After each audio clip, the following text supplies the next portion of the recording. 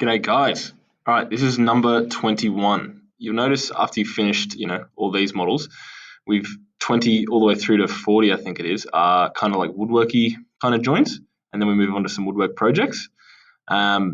These have to be drawn a little bit differently than what we've been doing so far, right? Before we were just, making models that are it's sort of mainly to practice our CAD skills and, working with dimensions and things like that. Now we're going to get into actually designing projects and things on SketchUp. What I want to show you before we get started on that is actually one really cool trick which I learned. I wish I knew this at the start when I was started making these videos, but you know how we use the little arrows here to make our windows bigger and smaller and whatever. You can actually, if you just grab your top of your toolbar here and you drag it to the left of your screen, it automatically makes it half a page. You can do the same with the other one. Drag it to the side, automatically makes it half a page. Wish I knew that before. Anyways, not the end of the world. So here, what we're going to be doing is we're going to be drawing a widening butt joint. That's one of the first joints you'll probably learn to do in woodwork when you're making the top of a little table or maybe the top of a little box. Just a little widening butt joint with glue in there. But as we go on, we learn how to strengthen that joint by putting rebates and tongue and grooves and things like that in it. But for the starters, we're just going to start off with a simple widening butt joint. You guys should have the skills now to be able to draw that pretty easily. We can see the footprint of this first piece is 300 by 140, so let's put that in. 300, 140, enter, right, and we need to push it up by 19 millimeters. Right, so that's that first piece. Now we need to draw that second piece in there because it's a different color, right? So if I grab the rectangle tool from here and I do again 300 by 140, push it up to 19 mil, I could go around and I could paint these. I can paint it to look like wood. So I can go into here.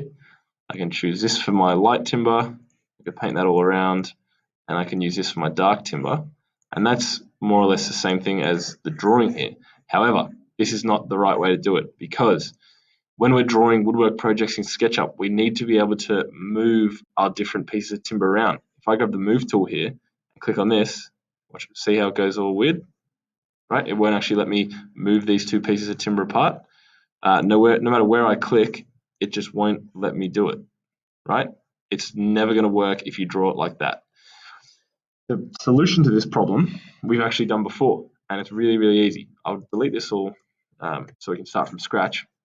You may have already guessed what we're going to do. We're going to make them into components, okay? So let's draw this first lighter piece, the piece of pine, 300, 140, enter. Push it up by 19 millimeters. Now, if I triple click on it, right click, make component. Call it component 1, that's fine. Now you notice when I go to paint it, it paints the whole thing automatically, right? Now, let's quickly draw the second one in. That's 300 by 140 as well. Oops, 300 by 140, enter. Push it up by 19 mil, or you can just hover over that one. We need to triple click it, 1, 2, 3, right click, make component, create, and we'll paint it dark.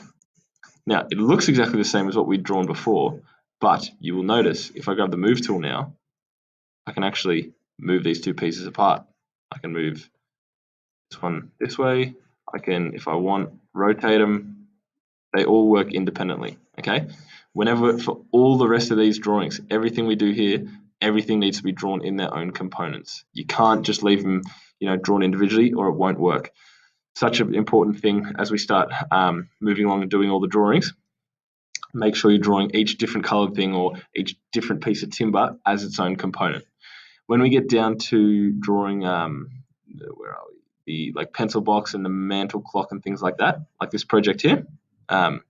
Super important that we start labeling the components. We don't just call them component 1, component 2. It's good to start getting in the habit of, calling that piece the left side, the right side, the draw front, the plinth base, things like that, okay?